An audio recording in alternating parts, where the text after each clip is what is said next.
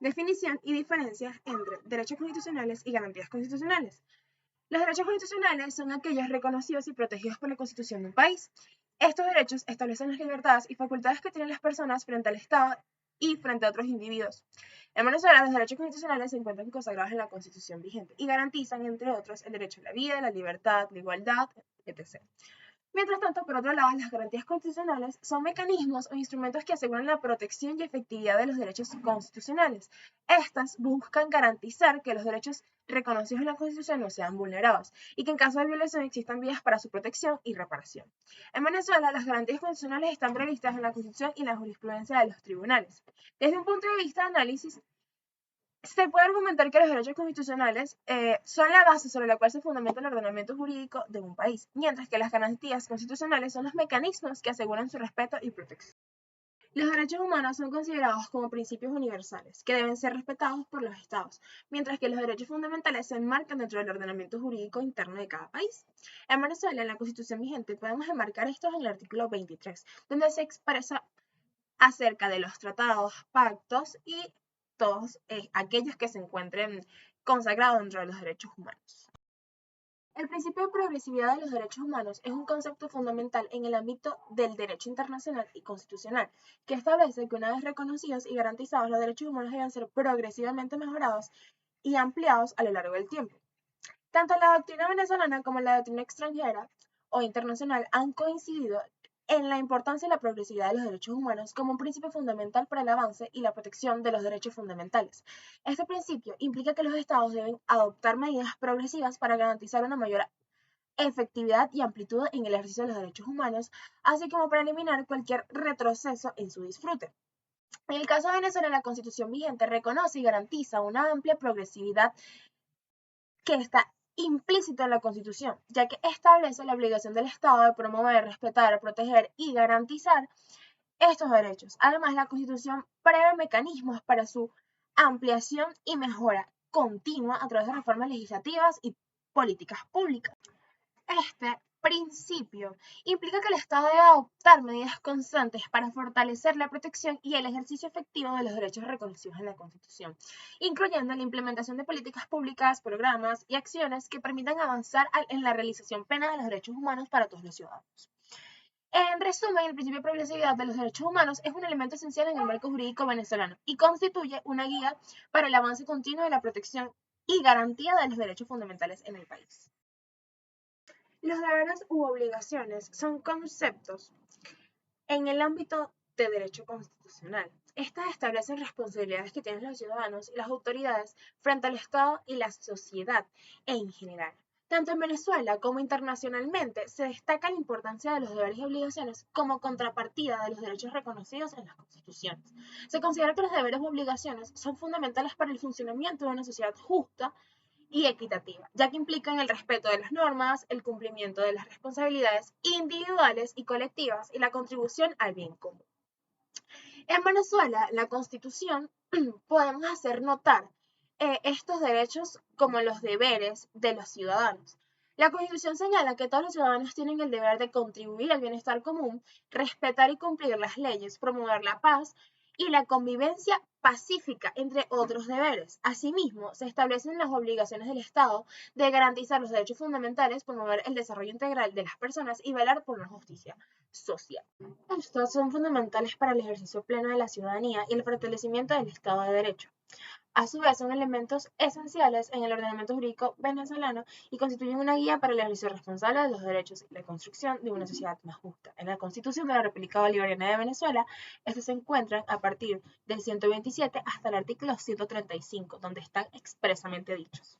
En la Constitución de la República Bolivariana de Venezuela de 1999 se consagran diversos derechos fundamentales, los cuales podemos encontrar el derecho individual, que este es a la vida, a la libertad, a la igualdad, a la seguridad personal. Garantiza a los ciudadanos integridad física y su libertad de pensamiento y de expresión, pero existen limitaciones a estos derechos en casos excepcionales como los estados de excepción. Encontramos los derechos políticos, que estos incluyen a la participación política, al sufragio, a la libertad de asociación. Garantizan a los participar en la vida política del país a los ciudadanos, pero limita estos derechos en en las relaciones con la protección del orden público y seguridad nacional. También tenemos a los derechos sociales, que son al trabajo, a la salud, a la vivienda. Estos buscan vidas dignas para todos los ciudadanos, pero esto se limita con los recursos económicos o situaciones de emergencia que afectan. También encontramos los derechos económicos, culturales y educativos de los pueblos indígenas. En estos encontramos el derecho a la iniciativa económica, el derecho a comercio justos, el derecho cultural o el derecho a la educación y también el derecho a la identidad cultural y el derecho a la tierra y territorio. Mi nombre es Mariana Pérez y les voy a hablar un poco sobre los mecanismos de protección de derechos fundamentales. Los mecanismos de protección de derechos fundamentales se dividen en tres principales ramas: el acceso popular de amparo, el habeas corpus y el habeas data. El acceso popular de amparo protege todos los derechos fundamentales con excepción de la libertad y de la seguridad personal, sin interponer contra actos u omisiones de distintas autoridades, funcionarios o personas que vulneren o amenacen estos derechos. ¿Qué derechos? El derecho a la vivienda, el derecho a la salud, el derecho al empleo, el derecho a la educación, entre otros. Ahora bien, el habeas corpus. El habeas corpus protege los derechos de la seguridad y de la libertad personal. Se interpone contra distintas detenciones u otras restricciones a la libertad personal que sean ilegales u arbitrarias, como por ejemplo la detención sin orden judicial o la privación de libertad sin justificación, entre otros. Ahora, por último, está el habeas data. El habeas data protege el derecho a la información personal y permite acceder a la información personal que se tenga sobre uno en distintas entidades, sea públicas o privadas. Como por ejemplo solicitar el historial médico, conocer qué datos se tiene sobre uno en distintas empresas, entre otros. Ahora bien, siguiendo con los puntos antes destacados, está la acción por intereses colectivos y difusos. La acción por intereses colectivos y difusos es un mecanismo legal que permite a un grupo de personas defender derechos e intereses que son comunes a todos ellos, pero que no pueden ser fácilmente identificados o individualizados. Se utiliza cuando se produce una afectación a un grupo indeterminado de personas, como por ejemplo los derechos ambientales, los derechos del consumidor y los derechos de los usuarios de servicios públicos. La acción por intereses colectivos y difusos presenta distintas características, tales como la legitimación activa, como cuando, por ejemplo, cualquier persona puede interponer la acción, incluso si no ha sido directamente afectada por la vulneración del derecho; el objeto, cuando se busca la protección del derecho colectivo difuso en sí mismo, no la reparación individual del daño sufrido por cada persona; y por último, los efectos. La sentencia judicial que se dicte en este tipo de acciones tiene efectos erga omnes, es decir, es vinculante para todos los integrantes del grupo. La acción por intereses colectivos y difusos procede cuando se cumplan los diferentes requisitos, tales como la existencia de un derecho colectivo difuso, la vulneración del derecho y la falta de mecanismos de tutela individual. Ahora bien, la acción por intereses colectivos y difusos está regulada en diversas leyes, tanto a nivel nacional como internacional. En Venezuela, la Constitución de la República Bolivariana de Venezuela, en el artículo 26, y la Ley Orgánica de Amparo sobre Derechos y Garantías Constitucionales, en los artículos 50 y siguientes, establecen este mecanismo de protección. ¿Quién puede interponerla? Cualquier persona que tenga un interés legítimo en la protección del derecho o interés colectivo o difuso. Asociaciones de consumidores, usuarios ambientales y, por último, hasta el Ministerio Público. La acción por intereses colectivos y difusos es un instrumento fundamental para la defensa de los derechos de grupos minoritarios o vulnerables que por sí solos no podrían acceder a la justicia. Esta herramienta permite garantizar la protección de derechos que son esenciales para el bienestar de la sociedad en su conjunto. Ahora bien, ¿qué es un estado de excepción? Un estado de excepción es una situación temporal por la cual el Estado, ante circunstancias extraordinarias o que amenacen el orden público o la seguridad nacional, puede suspender o restringir los derechos y garantías constitucionales del mismo.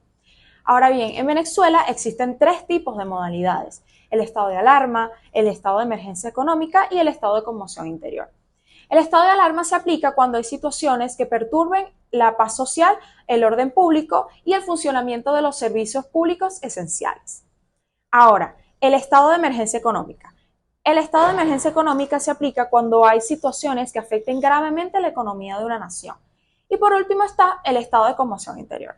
El estado de conmoción interior se aplica cuando hay situaciones o circunstancias que sean de alta magnitud y que afecten el orden público a alta escala, como por ejemplo el terrorismo, unas guerras civiles, una insurrección, una rebelión, entre muchos otros.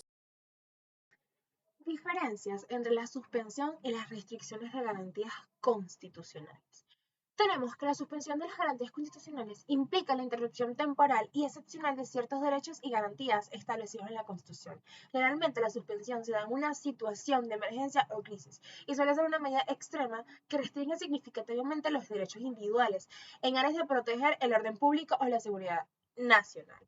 En muchos ordenamientos jurídicos, la suspensión de garantías constitucionales está sujeta a estrictos controles y limitaciones para evitar abusos. Mientras que, por otro lado, las restricciones de las garantías constitucionales implican limitaciones o regulaciones específicas a ciertos derechos y libertades, sin llegar a su suspensión total. Estas restricciones suelen estar justificadas por razones de intereses públicos, seguridad nacional o protección de otros derechos fundamentales. Las restricciones deben ser proporcionales, necesarias y previstas en la ley, respetando siempre el núcleo esencial de los derechos afectados. En el caso de Venezuela, la Constitución vigente establece mecanismos para las restricciones de garantías constitucionales en situaciones excepcionales como el estado de excepción, contemplado en el artículo 337 al 339. Es importante destacar que estas medidas deben respetar los principios de legalidad, proporcionalidad y no discriminación. En Venezuela se aplican bajo estrictos controles para garantizar el respeto a los derechos fundamentales. ¿Qué es la desobediencia civil? Pues la desobediencia civil son actos pacíficos y no violentos para oponerse a una ley o política que se considere injusta. Busca llamar la atención sobre un problema o promover el cambio, como por ejemplo los boicots, las marchas, las protestas pacíficas, entre otros. Ahora, la resistencia civil. Son actos más activos que la desobediencia civil, pero aún no violentos. Puede incluir ocupaciones de edificios o huelgas, como por ejemplo la resistencia a la ocupación nazi en Europa, los movimientos por los derechos civiles en Estados Unidos, entre otros. Ahora, la rebelión. La rebelión es un levantamiento violento contra el gobierno o la autoridad. Se utiliza cuando se considera que el gobierno es legítimo o opresor, como por ejemplo la Revolución Francesa, la Revolución Americana, entre otros. Y por último está el artículo 350 en la Constitucional. Este establece que el pueblo tiene el derecho a desconocer cualquier régimen, legislación o autoridad que no se ajuste a la Constitución.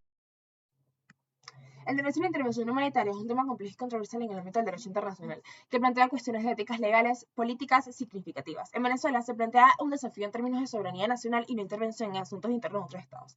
Si bien existen situaciones de crisis humanitarias que pueden justificar la intervención para proteger la población civil, es fundamental respetar los principios de legalidad, proporcionalidad, necesidad y legitimidad. En la Constitución y la normativa interna establecen los límites de intervención extranjera y enfatizan la resolución pacífica de conflictos.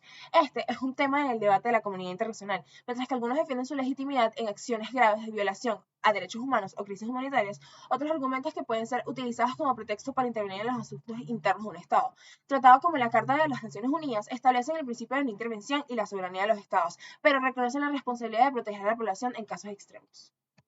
Este derecho presenta dilemas éticos y legales complejos y se sugiere que cualquier reforma debe ser multilateral, respetando la soberanía estatal y priorizando la protección de los derechos humanos. En Venezuela se podrían considerar reformas como incluir una definición clara en la Constitución o desarrollar una ley que regule las condiciones y procedimientos para su aplicación.